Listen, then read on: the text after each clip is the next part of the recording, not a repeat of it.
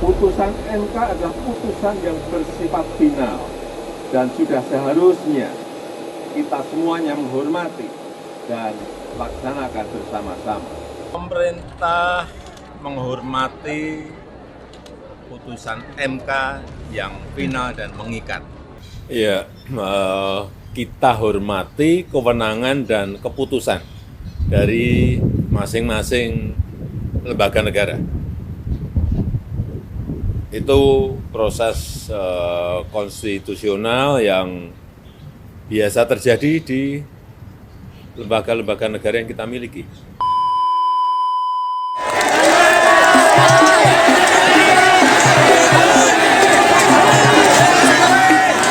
Tenang saja, episode CNN Indonesia Plus Minus kali ini bukan tentang kelanjutan aksi demonstrasi rakyat di berbagai kota yang menolak keputusan DPR RI merevisi Undang-Undang Nomor 10 Tahun 2016 tentang pemilihan kepala daerah atau UU Pilkada.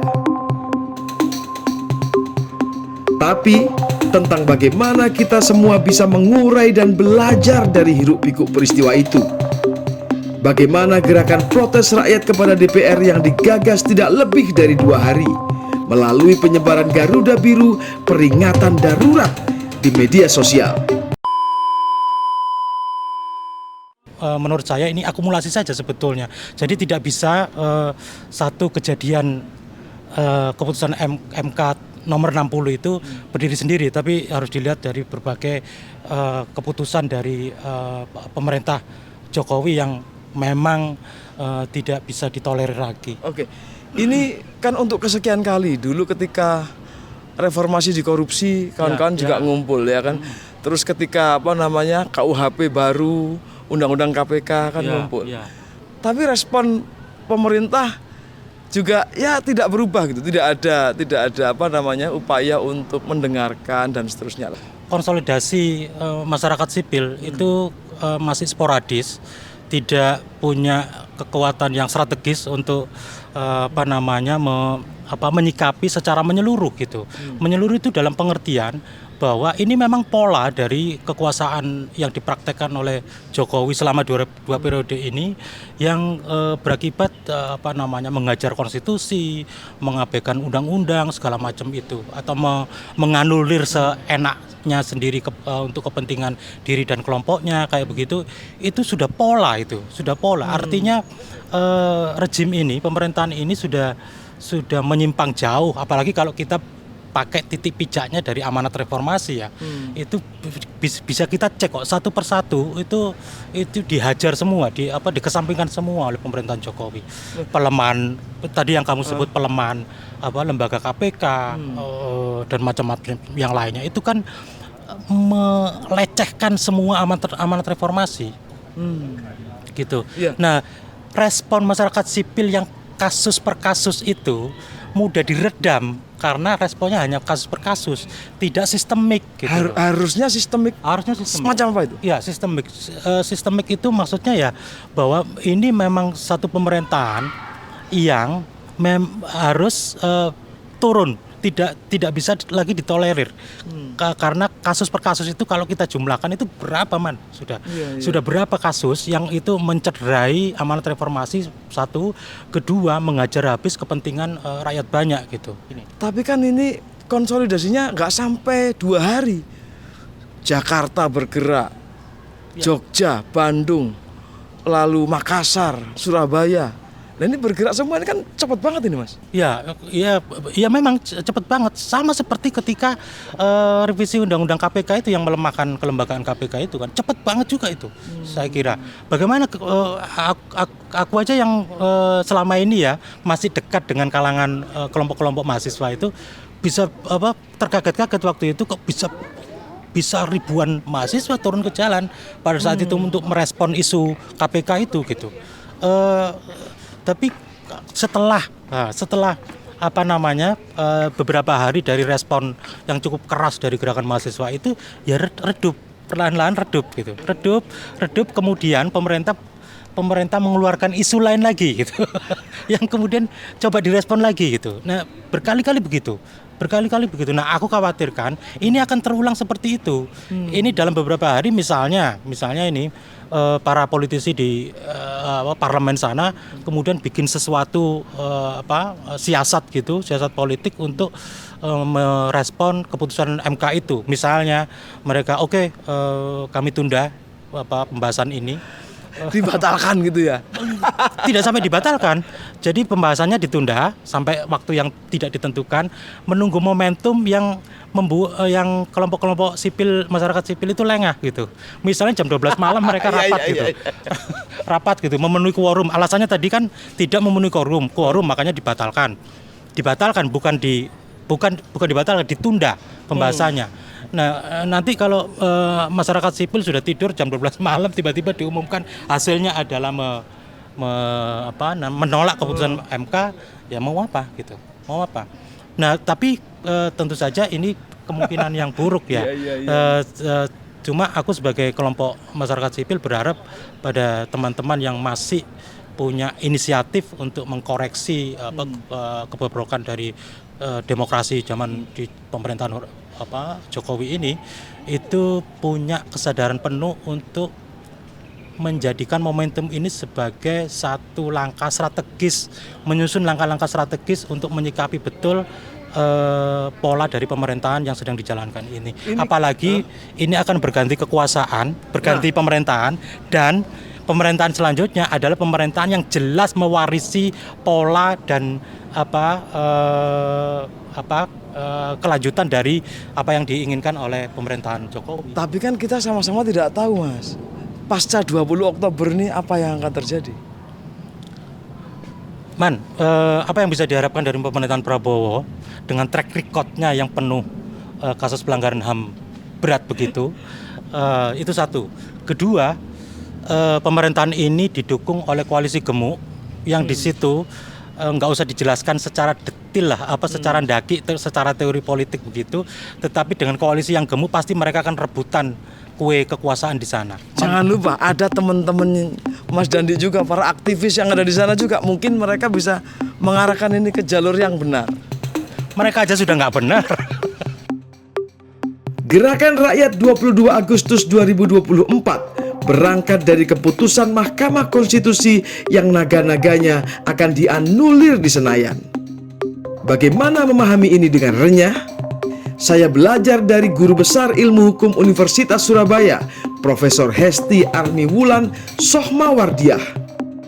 Profesor Hesti pernah tercatat sebagai Wakil Ketua Komisi Nasional Hak Asasi Manusia dan salah satu pelapor dugaan pelanggaran kode etik Hakim Konstitusi dalam kasus batas usia calon presiden dan wakil presiden yang kemudian ditangani oleh Majelis Kehormatan Mahkamah Konstitusi (MK). Mahkamah Konstitusi itu mempunyai kedudukan dan kewenangan menguji undang-undang terhadap undang-undang dasar. Artinya MK itu kan menjadi pengawal konstitusi, the guardian of the constitution. Pengawal, itu kan? MK itu adalah pengawal konstitusi. Nah, ketika warga negara Indonesia itu melihat ada substansi dari undang-undang yang dibuat oleh pembentuk undang-undang itu mencederai hak asasi manusia, mencederai prinsip-prinsip demokrasi, gitu kan? Maka ada salurannya. Warga negara itu melakukan permohonan kepada Mahkamah Konstitusi untuk melihat, menganalisis substansi dari undang-undang itu, dan batu ujinya itu adalah undang-undang dasar. Batu ujinya adalah undang-undang dasar. Nah, artinya ketika Mahkamah Konstitusi itu membuat putusan, itu putusannya berarti dia adalah menyelamatkan atau mengawal konstitusi. Yang kedua, kenapa MK itu memiliki kewenangan seperti itu? Ini adalah bicara terkait dengan fungsi kontrol, kan? Bahwa antara lembaga legislatif, kemudian eksekutif, kemudian dalam pembentukan undang-undang itu harus ada yang mengontrol. Yang lalu ketika belum ada MK nih, itu ada undang-undang yang berlakunya bahkan itu berdasarkan Undang-Undang Dasar sementara tahun 50 berlaku terus, padahal di undang-undang itu substansinya bertentangan dengan Pancasila. Tapi tidak ada yang merubah. Karena dalam prinsip peraturan perundang-undangan, undang-undang itu hanya bisa diubah kalau diubah oleh pembentuknya atau diubah oleh peraturan yang lebih tinggi. Nah, selama DPR atau pembentuk undang-undang itu tidak melakukan perubahan pada undang-undang, ya undang-undang itu tetap berlaku. Sejak ada MK, ada salurannya. Jadi ketika DPR sebagai lembaga legislatif itu membentuk undang-undang dan pada prinsipnya di pasal, saya ngomongnya pakai bahasa Undang-Undang Dasar nggak apa-apa. Di pasal 28 I ya ayat 5 itu ditentukan untuk menegakkan hak asasi manusia di negara hukum yang demokratis, maka hak asasi manusia itu harus diatur dalam undang-undang. Artinya undang-undang itu adalah jaminan perlindungan terhadap hak asasi manusia. Nah, kalau ternyata substansi undang-undangnya itu bertentangan dengan prinsip-prinsip hak asasi manusia, prinsip-prinsip demokrasi, prinsip-prinsip hukum, maka salurannya sekarang ada. Dibawalah ke MK. Dan yang terjadi 2 hari ini gimana sih, Prof? Cara memahaminya? Ya, kami tetap dalam konteks sistem bernegara, ya kan? MK itu kita memang kan selama ini kita akan menghadapi pemilihan gubernur, bupati, wali kota. Pilkada. Saya tidak mau menyebut pilkada. Nggak mau. Saya menyebutnya pemilihan gubernur, bupati, wali kota. Karena beda. Karena prinsipnya berbeda. Kalau pilkada itu berarti dia mempunyai otoritas sebagai kepala daerah. Kalau pilkada. Tapi kalau pemilihan gubernur itu kedudukannya ada 3. Sebagai kepala daerah, sebagai wakil pemerintah pusat, sebagai penyelenggara urusan pemerintahan umum. Nah, jadi sesungguhnya gubernur itu adalah kepanjangan tangan dari pemerintah pusat. Nggak bisa gebyau-ya pilkada gitu. Makanya saya nggak pakai diksi pilkada, walaupun agak panjang gitu kan, yang butuh waktu untuk. Tapi clear gitu. Terus yang terjadi adalah masyarakat selama ini kan agak risau dengan praktek akan berlangsungnya pemilihan gubernur, bupati, wali kota, karena yang kita lihat fenomenanya itu adalah bertubi-tubi menjadi satu, ya, atau kemudian tidak ada pasangan yang lain. Padahal di pasal 18 ayat 4 Undang-Undang Dasar ditentukan pemilihan gubernur, bupati, wali kota dilaksanakan melalui cara yang demokratis. Itu kan? Nah, poinnya di situ. Nah, kalau ternyata pelaksanaan pemilihan gubernur, bupati, wali kota tidak demokratis, untuk apa ada pemilihan? Kalau sekarang itu kemudian mereka melakukan manuver-manuver yang tujuannya itu tidak demokratis, lalu untuk apa? Itu kan? Artinya posisi rakyat itu tidak sebagai pemegang kedaulatan, tapi posisi rakyat akhirnya menjadi alat kekuasaan. Ketika sekarang ini kan yang kami pahami nih, MK sudah memutuskan, betul kan? Iya. Atas permintaan 2 partai. Betul. Partai Buruh sama Partai Gelora. Iya. Kemudian kok tiba-tiba kita, kok ini DPR bikin apa lagi? Kemudian rame. Itu gimana, Bro? Ya, itu kan kami melihatnya, kami tidak ingin terjebak pada isu politik. Tapi kami ingin melihatnya adalah kedudukan Mahkamah Konstitusi yang putusannya itu bersifat erga omnes. Ketika putusan itu dikeluarkan, maka putusan itu harus dilaksanakan. Harus wajib dilaksanakan. Nah, karena putusan MK itu berkaitan dengan pelaksanaan pemilihan gubernur, bupati, wali kota, maka yang harus melaksanakan itu adalah KPU sebagai organ yang dia juga mendapatkan mandat dari konstitusi. Nggak ada pilihan lain. Tidak ada pilihan lain. Jadi, nah ternyata yang kita lihat sekarang adalah putusan MK dikeluarkan, tiba-tiba hari itu juga DPR merapatkan barisan untuk menganulir putusan MK. Nah, ini kan berarti kalau kita lihat, kita tidak bicara tentang isu-isu di antara mereka, politik sama sekali. Tapi ini adalah bagaimana prinsip-prinsip kehidupan bernegara itu diletakkan dalam konteks rule of law dan rule of ethic gitu ya.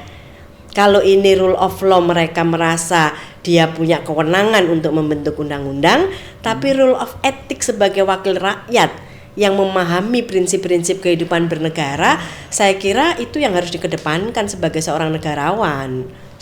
Jadi ketika civil society, misalnya masyarakat sipil kemudian merasa ini ada yang keliru dan kemudian bergerak, itu sebenarnya ada dasarnya mereka bergerak ya Prof ya? Sangat.